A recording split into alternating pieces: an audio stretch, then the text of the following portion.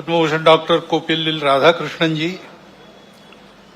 विदर्भ प्रांत के माननीय संघचालक, माननीय सहसंघचालक महोदय, नागपुर महानगर के माननीय संघचालक जी, उपस्थित सभी श्रद्धेय संतगण, देश विदेश से यहाँ पर इस कार्यक्रम को देखने पधारे हमारे अतिथिगण, नागरिक सज्जन, माता भगिनी एवं आत्मीय स्वयंसेवक बंधु,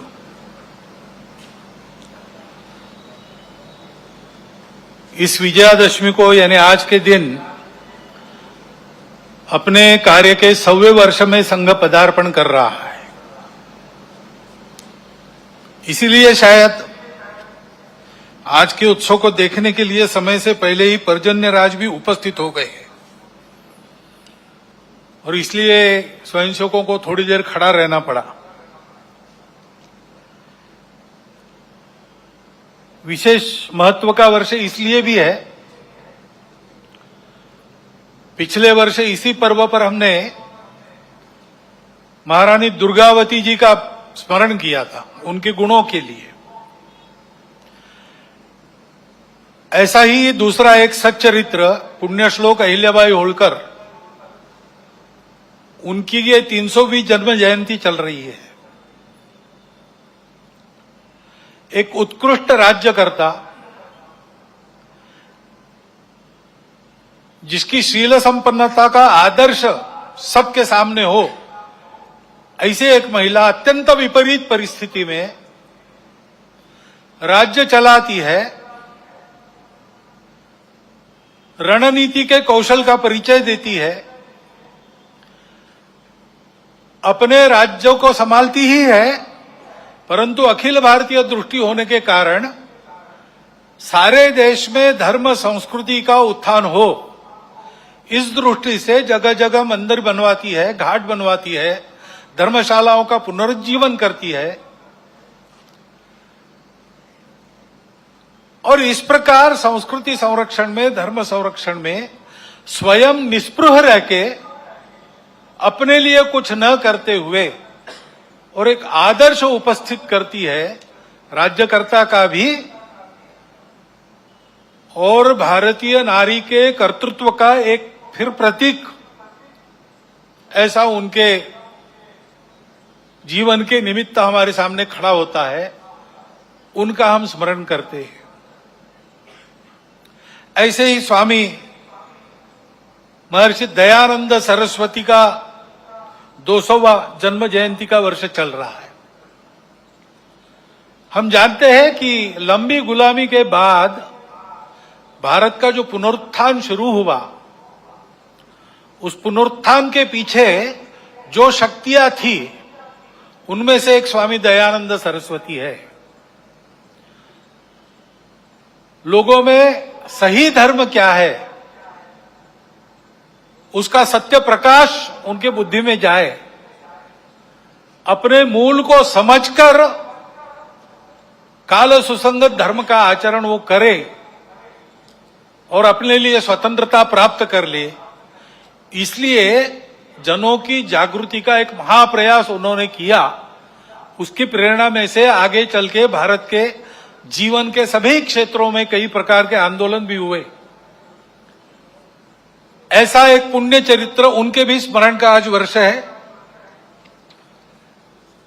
स्वतंत्र देश होना है, देश वैभव संपन्न होना है, तो प्रजा में चारित्र्य चाहिए। अभी अध्यक्ष महोदय जी ने जिस दैवी गुण संपद का उल्लेख किया, अभयम सत्व संशुद्धि, वही है व्यक्तिगत और सामाजिक चारित्र्य, राष्ट्रीय चारित्र्य, जिनके बलबूते देश बड़ा होता है। पाबना में, आज के बांग्लादेश में, उस समय के पूर्व बंगाल में जन्मे श्री श्री अनुकूल चंद्र ठाकुर होम्योपैथी के डॉक्टर थे, आध्यात्मिक साधक थे। उनके माता से ही उनको दीक्षा मिली थी, तो उनके व्यक्तित्व से आकर्षित होकर लोग उनको आकर मिलते थे, अपनी व्यक्तिगत कठिनाइयां बताते थे, उनके हाल पर उनसे चर्चा होती थी। इसी का आगे एक सत्संग आंदोलन बन गया और 1925 में उस आंदोलन का भी विधिवत पंजीयन हुआ। उस आंदोलन का मुख्यालय आजकल देवघर में है। उनकी भी शताब्दी इस वर्ष 2025 में चलेगी। और हम जानते हैं भगवान बिरसा मुंडा के जन्म के 150 वर्ष हो गए। विदेशी वर्चस्व के विरुद्ध, शोषण के विरुद्ध वनवासी समाज में, आदिवासी समाज में बहुत जागृति जिन्होंने की, केवल भाषण देकर नहीं, अपने जीवन को यज्ञ में अर्पण कर दिया और ऐसा उपदेश दिया और ऐसा आचरण हमारे सामने रखा कि हमारे जनजातीय बंधुओं के अस्मिता को, अस्तित्व को, स्वतंत्र भारत में सशक्त होकर अपने योगदान करने को एक पुष्ट वैचारिक और व्यावहारिक आधार उसके कारण प्राप्त हुआ। उनका भी 150वां जन्म जयंती का वर्ष चल रहा है। स्मरण करने का कारण ऐसा है कि ये लोग हमारे सामने मूर्तिमंत उदाहरण है जैसा हमको होना चाहिए। व्यक्तिगत और राष्ट्रीय चारित्र्य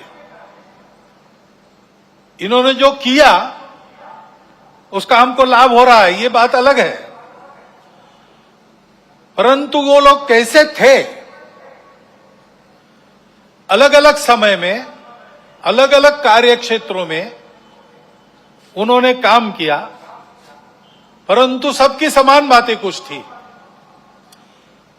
इन सब लोगों ने प्रामाणिकता से, निस्वार्थ बुद्धि से देश हित में, समाज हित में, संस्कृति और धर्म के हित में ही काम किया, अपने लिए कुछ नहीं रखा। निस्पृहता उनका गुण था और निर्भय थे, परिस्थिति की परवाह नहीं की, क्या भुगतना पड़ेगा इसकी कभी चिंता नहीं की।